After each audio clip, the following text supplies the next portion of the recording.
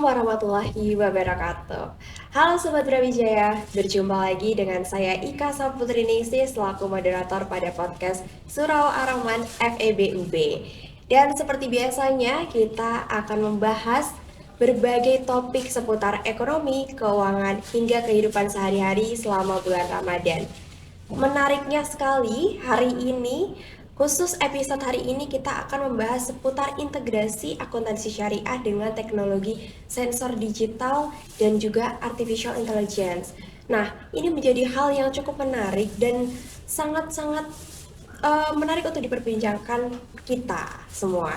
Dan hari ini kita tidak sendirian pastinya dalam membahas topik akuntansi syariah ini, karena saya telah ditemani oleh pakar yang luar biasa, yaitu Prof. Iwan Triwono SEAK MEJ PhD selaku guru besar dari Departemen Akuntansi Fakultas Ekonomi dan Bisnis Universitas Brawijaya, dan beliau ini merupakan ahli di bidang akuntansi syariah sekaligus sebagai pelopor akuntansi syariah di Indonesia sejak tahun 1996.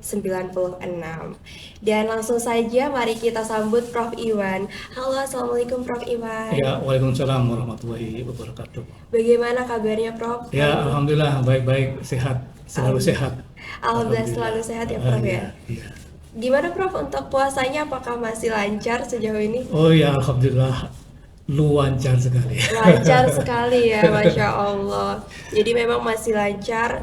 Semoga lancar selalu sampai nanti Idul Fitri ya Prof ya. Amin, amin, amin. Ya. Nah, jadi Sobat Brawijaya, langsung saja mungkin kita akan memulai diskusi yang sangat menarik ya seputar akuntansi syariah. Nah, mungkin sebelum kita lebih jauh ya Prof membahas tentang akuntansi syariah, saya ingin mengetahui sebenarnya perbedaan dari akuntansi syariah dengan akuntansi konvensional itu seperti apa Prof? Ya, ini yang paling mudah dipahami adalah kalau akuntansi modern itu kan sebetulnya basisnya adalah nilai-nilai kapitalisme. Karena memang akuntansi modern itu sebagai alat di dalam sebuah sistem perekonomian yang sangat dominan sampai hari ini, yaitu kapitalisme. Nah, sementara kalau akuntansi syariah itu kita mengambil basis nilai-nilai tauhid dan juga tentu syariah sebagai dasar ya untuk konstruksi dari akuntansi syariah itu sendiri. Jadi begitu. Jadi memang ada nilai tauhid, syariah, dan juga mungkin berhubungan dengan spiritualitas seperti itu ya Prof ya. Nah, kira-kira bagaimana sih caranya agar nilai-nilai ini tetap bisa dijaga Prof di era yang sekarang ini? Ya, tentu saja akuntansi itu kan alat gitu ya, dan alat itu diciptakan secara ideal itu sesuai dengan siapa yang akan menggunakan. Ibarat kita mau buat baju gitu ya kan, tentu kita menjahitnya itu sesuai dengan ukuran kita. Jangan sampai kita pakai ukuran tubuh orang lain, sehingga kalau kita pakai ukuran tubuh orang lain bisa kekecilan, bisa kebesaran gitu ya. Nah, jadi yang pas itu adalah menggunakan ya ukuran tubuh kita sendiri. Nah, sama dengan akuntansi gitu ya. Jadi akuntansi itu kapan atau sampai kapan bisa kita pertahankan? Ya sepanjang kita itu membangun akuntansi syariah berdasarkan pada syariah. Dan tentu saja kita yang menjalankan atau menggunakan akuntansi syariah itu tetap berpegang teguh pada prinsip-prinsip syariah dalam dunia bisnis dan juga tentu dalam dunia praktek akuntansinya. Jangan sampai gitu ya, kita menggunakan akuntansi syariah tapi perilaku kita adalah perilaku kapitalis. Nah, itu menjadi masalah gitu ya. Nah, atau sebaliknya, kita mau menggunakan akuntansi modern tapi kita sendiri karakternya syariah, berarti tidak klop, tidak klop. Sehingga ini perlu klop. Sepanjang itu klop, maka sepanjang itu pula nanti itu akan berkelanjutan. Nah, jadi memang yang perlu kita perhatikan itu adalah bagaimana kita membuat alat yang bisa dipakai secara berkelanjutan, ya, bermanfaat untuk diri kita sendiri, bermanfaat untuk orang lain, dan juga bermanfaat untuk alam. Nah, jadi itu sangat penting. Ya. Nah, kira-kira Prof, karena Prof tadi sebelumnya mempelopori ya Prof ya sebagai akuntansi syariah di Indonesia ini dari 1996 ya Prof ya, betul ya. Nah, Bagaimana perkembangannya dari 1996 ini sampai sekarang, Prof? Kira-kira perkembangan akuntansi syariah ini? Iya, kalau saya ngambil titik poin ketika saya dulu selesai pendidikan S3 gitu ya. Jadi waktu pendidikan S3 itu saya memang meneliti tentang akuntansi dan Islam. Waktu itu belum saya namakan akuntansi syariah. Tapi setelah disertasi saya itu selesai, saya tulis, saya kasih judul, ya akhirnya saya kasih judul seperti itu, Syariah Organization and Accounting, The Reflection of Self-Faith and Knowledge. Gitu. Nah itu sebetulnya masih pada tataran filosofis, ya, jadi tataran filosofis dari akuntansi syariah. Nah, setelah saya pulang gitu ya di akhir 95, kemudian saya kembali mengajar 96 dan kemudian dipublikasi oleh wartawan Republika pada waktu itu gitu ya, dan akhirnya saya dikenal sebagai seorang yang mempelopori lahirnya akuntansi syariah di Indonesia. Nah tentu saja pada waktu itu masih sangat asing gitu ya, dan belum ada istilah akuntansi syariah pada waktu itu. Dan kemudian pada tahun 97 itu kita di UB itu mempelopori munculnya mata kuliah baru yaitu akuntansi syariah. Ya, di samping ada dua mata kuliah yang lain yaitu akuntansi pertanggungjawaban sosial dan etika bisnis dan profesi. Ya. Nah waktu itu tentu saja kesulitan literatur, ya, karena memang sangat awal, belum ada tulisan literatur gitu ya. Bahkan seluruh dunia itu masih sangat jarang gitu ya. Di dunia itu ya cuma 1-2 tulisan tentang Islam and Accounting, kira-kira begitu. Secara spesifik berbicara tentang akuntansi syariah tentu masih sangat jarang. Nah itu di awal-awal katakanlah lahirnya akuntansi syariah di Indonesia, kita kesulitan tentang literatur. Beberapa tahun kemudian gitu ya, karena saya sering diundang kemana-mana berseminar tentang akuntansi syariah itu, ya akhirnya mungkin ya ada beberapa dosen akuntansi di Indonesia mulai tertarik, kemudian mereka mulai menulis ya, meskipun tentu saja tulisannya itu yang memang masih sederhana pada tingkat teknis ya, yang sebetulnya itu memang masih sangat mirip dengan akuntansi modern. Cuma istilah-istilahnya itu istilah syariah. Jadi misalnya akuntansi mudharabah, akuntansi masyarakat dan sebagainya gitu ya. Tapi nggak apa-apa, dengan munculnya tulisan-tulisan itu kan sebetulnya akuntansi syariah mulai dikenal dan mulai dikembangkan oleh dosen-dosen. Dan bahkan sampai sekarang pun ini semakin berkembang ya, semakin banyak tulisan tentang buku akuntansi syariah, kemudian juga artikel-artikel tentang akuntansi syariah, kemudian juga banyak perguruan tinggi itu menawarkan mata kuliah akuntansi syariah, ya. Dan bahkan gitu ya, kalau saya perhatikan ada beberapa perguruan tinggi itu membuka prodi akuntansi syariah. Kalau di kita ini semacam minat gitu konsentrasi ya, konsentrasi begitu ya. Dan banyak juga mahasiswa yang skripsinya itu menulis tentang akuntansi syariah gitu ya, baik juga tesis dan juga disertasi. Itu sudah banyak menulis itu gitu ya. Ya itu perkembangan sampai sekarang gitu ya. Dan saya pikir ini juga sangat membantu gitu ya. Kalau kita memperkaya teori-teori akuntansi syariah, maka ini sangat membantu bagi Komite Standar Akuntansi di Indonesia ya, untuk membuat standar akuntansi syariah yang bagus gitu ya. Kalau selama ini ya karena memang terbatas teori-teori akuntansi syariah itu, sehingga standar akuntansi syariah yang dibuat Indonesia itu masih banyak dipengaruhi oleh akuntansi modern. Tapi bagaimanapun juga kerja dari Komite Standar Akuntansi di Indonesia ini kita sangat hargai, karena tanpa mereka itu dunia bisnis tentu akan kesulitan, seperti kayak bank syariah gitu ya, akan kesulitan untuk menggunakan standar yang mana gitu ya. Kalau pakai standar yang konvensional kan tentu ya kayak tadi itu gitu ya. Betul. Nah, jadi organisasinya syariah ya, bank syariah, tapi kok akuntansinya menggunakan akuntansi modern, tidak klop gitu ya. Nah, jadi apa yang dibuat oleh IAI ya, Ikatan Akuntan Indonesia, khususnya di Komite Standar Akuntansinya itu sangat membantu untuk praktek akuntansi syariah di Indonesia. kira-kira begitu. Jadi perkembangannya sekarang sudah banyak referensi jurnal juga, buku-buku juga semakin banyak sehingga ilmu-ilmu akuntansi syariah ini juga sudah semakin sering ditemui di sekitar kita juga. Bahkan sudah menjadi prodi atau program studi maupun konsentrasi atau minat juga. Nah, menarik sekali, apalagi sekarang ini sudah eranya 5.0 ya Prof ya, termasuk teknologi juga sudah semakin berkembang pesat, AI sekarang juga semakin marak seperti ChatGPT dan lain sebagainya. Nah, kira-kira dari teknologi dan juga AI ini, apakah bisa diintegrasikan kepada akuntansi syariah? Iya, jadi memang saya berpikir ke sana gitu ya. Jadi kalaupun sekarang ini katakanlah kita sudah punya standar akuntansi syariah gitu ya, tapi pertanyaannya adalah apakah kita sampai di sini saja? Sementara teknologi begitu pesat maju gitu ya. Nah, kalau kita sampai di situ saja ya berarti kita nanti akan ketinggalan gitu ya. Dan tentu tidak akan dipakai gitu ya karena sudah tidak sesuai dengan perkembangan zaman gitu ya. Nah, di sini saya berpikir bahwa akuntansi syariah itu harus terintegrasi dengan teknologi ya.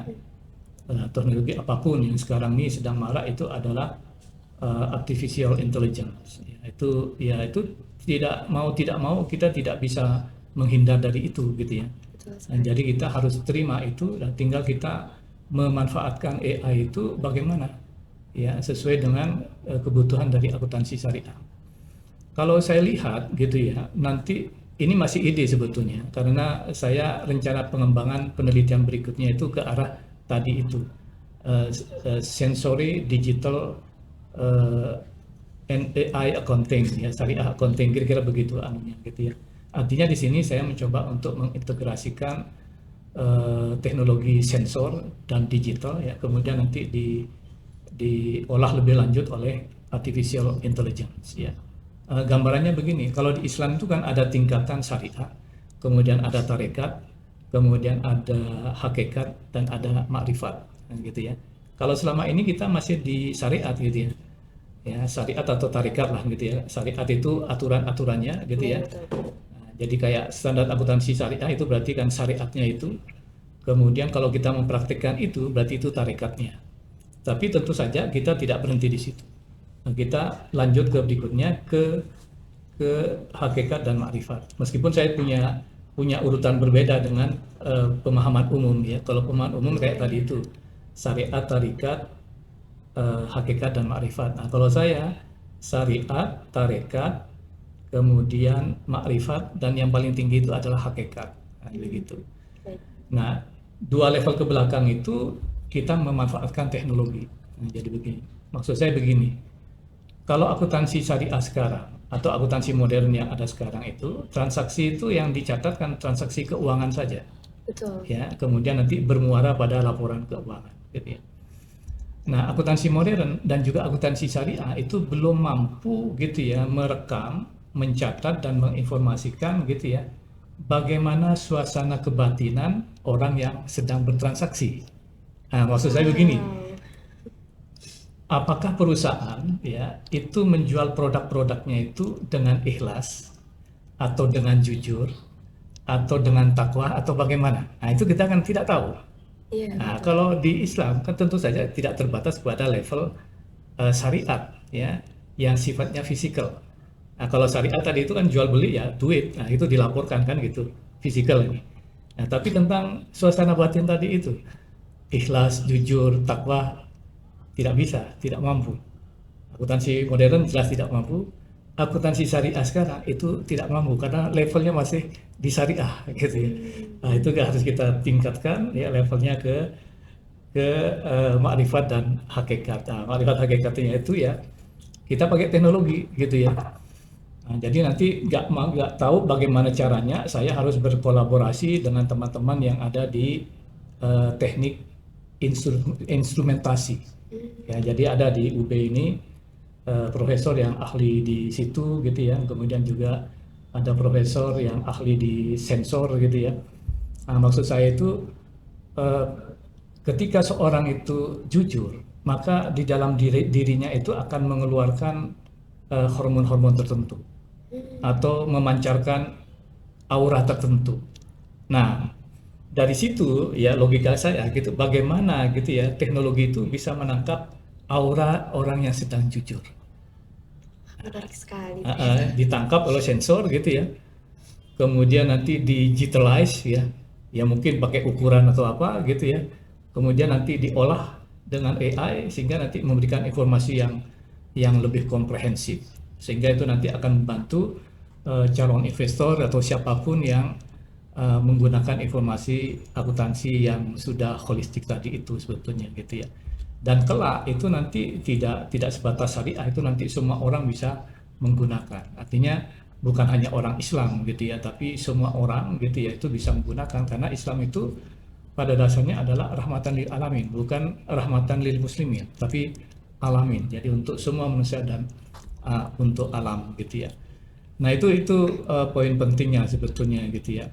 Nah jadi mungkin nanti akan ada alat gitu. Kayak kita kalau di kampus ini ya, waktu semasa COVID dan setelah selesai COVID itu kan masih ada alat di pojokan gitu ya. Ketika kita lewat suhu Anda 36,1 derajat Celcius, suhu normal akan semacam itu. Iya, Nah, itu kan ditangkap oleh sensor gitu ya. Ya semacam itu sebetulnya analoginya gitu ya. Jadi orang jujur itu bagaimana anunya? Gelombang elektromagnetiknya gitu itu ditangkap. Kalau orang bohongan itu gimana? Nah, itu juga bisa ditangkap. Nah itu kalau teknologi itu ditemukan, maka sebetulnya perusahaan itu bisa masang di ruangan kerja karyawannya itu ya untuk itu gitu ya, atau pasang kayak arloji ini, semua karyawannya dikasih ini gitu ya, itu terekam semua itu, ya gerak batinnya itu, betul, ya betul. gerak emosi dan spiritualnya itu terekam semua gitu ya. Nah tinggal kita itu eh, mendefinisikan jujur itu bagaimana gitu ya. Tentu nanti akan melakukan penelitian gitu. Orang jujur itu nanti kita pakai indikator auranya, atau kita pakai indikator gelombang elektromagnetik yang dipancarkan dari orang yang jujur, ya, atau dari apanya lagi gitu ya kan, itu nanti bisa diteliti gitu ya. Nah kelak itu akuntansi itu ya, akuntansi syariah gitu ya. Kalau sudah ke sini itu bukan syariah lagi, itu sudah level di tadi itu makrifat dan hakikat, akhirnya begitu. Nah, kira-kira begitu gambarannya ini.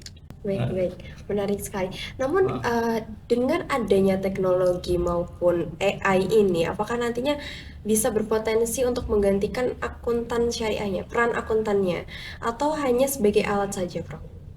Ya memang pada dasarnya memang itu tetap alat gitu ya. Nah, tapi karena memang beberapa pekerjaan akuntan itu diambil alih oleh teknologi itu, ya memang nanti bisa pekerjaan akuntan itu akan tereliminasi gitu ya. Nah, tapi bukan berarti kemudian berhenti di situ. Kan kehidupan ini kan bergerak terus. Bisa jadi nanti akan muncul ilmu-ilmu baru ya di bidang akuntansi atau di bidang lainnya yang kemudian nanti diintegrasikan dengan akuntansi. Nah, jadi ilmu ke depan itu bukan lagi monodisiplin, tapi interdisiplin. Dan kehidupan kelak ke depan itu semakin kompleks sehingga memerlukan ilmu dan teknologi yang lebih kompleks. Sehingga nanti akan terjadi perubahan gitu ya. Kalau sekarang ini dengan adanya teknologi itu nantinya memang akan mengeliminasi beberapa pekerjaan dari akuntan ya. Maka nanti akuntan itu akan beralih kepada pekerjaan yang lebih humanistik ya, memerlukan spiritualitas yang lebih tinggi, dan kemudian untuk menghasilkan ilmu baru gitu ya, dan menemukan ilmu teknologi baru gitu ya, sehingga ke depan gitu. Sehingga ini nanti ya apa saling ya kira-kira saling mendukung lah gitu ya untuk kemajuan ke depan gitu ya. Kira-kira begitu. Dan harapannya juga dengan akuntansi model tadi itu ya, yang kita menggunakan sensori digital gitu ya, kemudian digabungkan dengan AI, itu akan membantu gitu ya para praktisi untuk menjadi akuntan yang baik. Ya, karena apa? Karena kan tadi kan sudah dipakai ini gitu ya, kan diketahui nanti ini, oh kamu tadi gak jujur itu, nah, kamu ini bohong tadi, kamu bekerja ngomelan tadi gak ikhlas ya gitu, ketahuan itu dari datanya. Nah kalau itu kan di declare gitu ya, kan nanti kan malu yang bersangkutan, akhirnya berikutnya dia menjadi lebih baik gitu ya. Dan sama juga orang luar yang menggunakan informasi kita ini gitu, yang sudah pakai teknologi semacam itu akan tahu, oh ini perusahaan yang ini penuh kejujuran ini. Nah, sehingga trust-nya kepada perusahaan itu semakin tinggi Hmm. dan bisa mendeteksi gitu ya nanti ini akan terjadi korupsi atau enggak gitu ya. Nah, jadi nanti di lembaga-lembaga pemerintahan itu ya pakai ini ya bagus sekali gitu sehingga bisa Betul, betul. membantu mencegah korupsi Korupsi ya ya. luar biasa sampai triliunan Iya, gitu. sangat Itu merugikan negara ya, Prof iya ya. betul.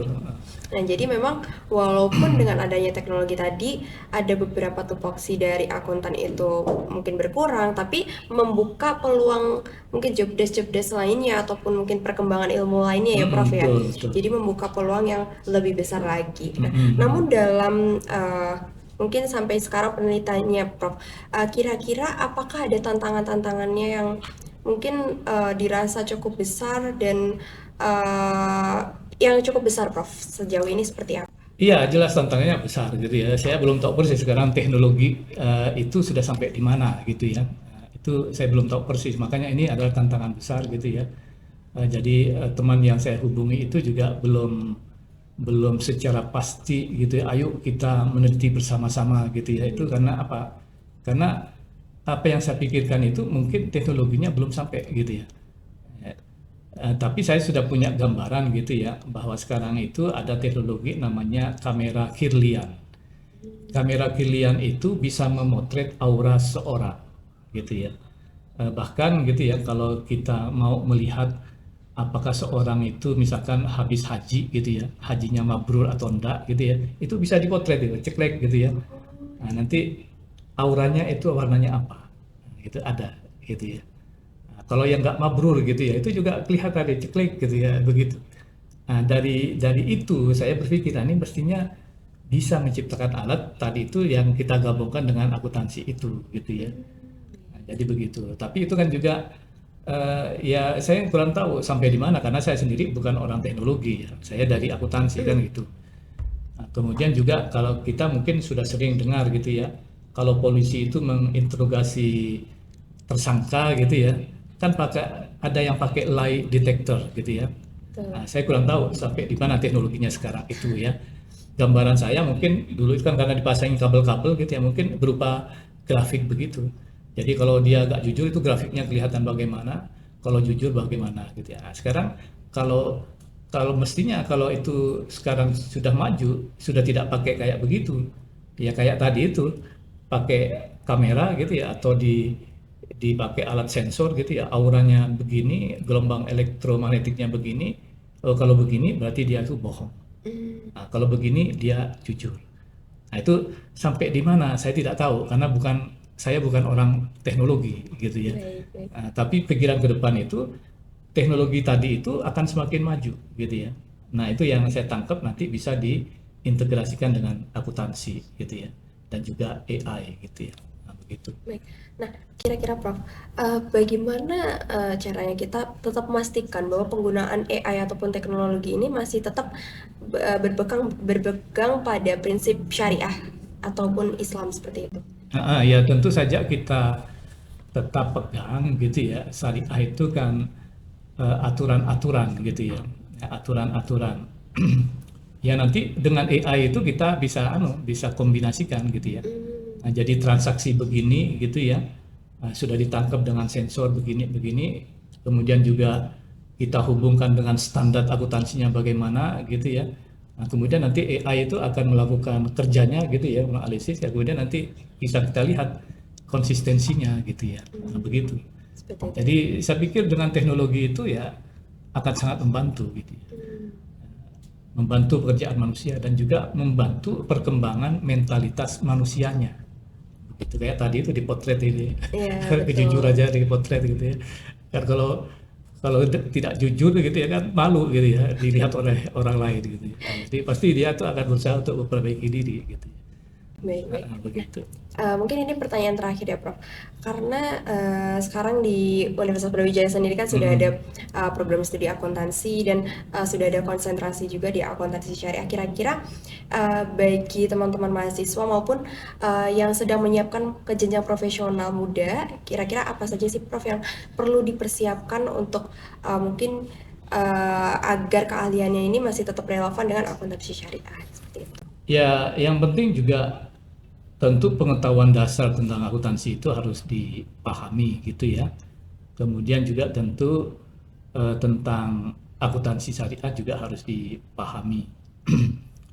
Kemudian juga bahwa akuntansi sebagai alat tidak pernah terpisah dengan kita manusianya. Jadi harus selalu menyatu. Jadi begitu. Supaya apa? Supaya tune in gitu ya. Jadi kalau kita itu menggunakan sesuatu, kalau tidak tune in tidak nyaman gitu ya. Misalkan kalau kita ini biasanya ke kampus pakai sepeda motor gitu ya, milik sendiri gitu ya. Suatu saat karena ada masalah dengan sepeda motor kita sendiri, kita pinjam ke teman gitu ya. Pertama kali kita pakai gimana? Kan kayak aneh gitu ya. Kaku. Nah, takut juga belum menyatu gitu. Betul. Tapi berapa menit setelah jalan gitu ya, kemudian setelah kita menyatu akhirnya enak gitu. Nah, itu gambarannya bahwa instrumen dengan diri kita itu harus menyatu. Nah, jadi saya ulangi lagi bahwa yang bersangkutan itu harus paham basic ya ilmu dari akuntansi umum gitu ya, kemudian akuntansi syariah, dan kemudian ya menyatukan ilmu itu dengan dirinya, termasuk dengan emosinya dan spiritualitasnya, supaya jalannya sinkron dan sustainable gitu ya. Jadi memang harus dikombinasikan ya Prof Iya, ya. iya, Dan betul. jangan lupa untuk mempelajari basic-basic ilmunya secara umum, baik itu akuntansinya maupun akuntansi syariahnya seperti itu. Nah, mungkin kalau boleh satu pesan untuk teman-teman mahasiswa di Brawijaya seperti apa Prof? Untuk khususnya teman-teman akuntansi. Ya, saya mengajar gitu ya akuntansi syariah, etika bisnis ya. Sebetulnya orientasinya itu adalah bagaimana kita itu berproses menjadi jiwa yang suci. Nah, kebetulan saya di universitas itu diberi tanggung jawab untuk membuat buku pedoman karakter Brawijayan. Nah, karakter Brawijayan itu apa? Intinya adalah jiwa suci. Jadi, bagaimana kita itu ya dalam hidup ini gitu ya berproses agar menjadi jiwa yang suci. Nah, teknik-teknik di dalam perkuliahan itu sudah saya berikan ke mahasiswa agar mereka itu berproses untuk menjadi orang yang jiwanya suci. Nah, ini menjadi karakter Brawijaya. Kalau ini memang bisa terjadi gitu ya, itu akan merubah Indonesia. Ya. Ya. Indonesia yang katanya digambarkan gelap gitu ya, insya Allah ini menjadi terang benderang. Menjadi Gitu ya. generasi emas ya Prof ya. Iya, harapannya begitu. Ya itu aja gitu ya. Luar biasa. Baik, terima kasih banyak Prof Ya, Iwan oke, atas sama-sama. ilmu yang Ya, telah makasih. diberikan dan waktunya juga Iya, ya. Karena saya juga mengetahui Prof Iwan juga sangat-sangat sibuk. Nah, buat Sobat Brawijaya, jadi seperti yang disampaikan Prof Iwan tadi, jangan lupa untuk belajar, memperdalam ilmunya, kemudian terus update terkait perkembangan teknologi juga. Kita tidak bisa memungkiri bahwa perkembangan teknologi ini semakin berkembang secara pesat seperti itu. Nah, jangan lupa juga untuk terus menyaksikan podcast-podcast dari Surau Ar-Rahman FEB UB pada episode selanjutnya, karena pastinya akan membahas seputar topik-topik yang menarik dengan narasumber yang luar biasa juga. Dan sampai di sini perjumpaan kita pada episode kali ini. Saya Ika Saputri Ningsi pamit undur diri. Wassalamualaikum warahmatullahi wabarakatuh. Waalaikumsalam warahmatullahi wabarakatuh. Terima kasih. Terima kasih Prof.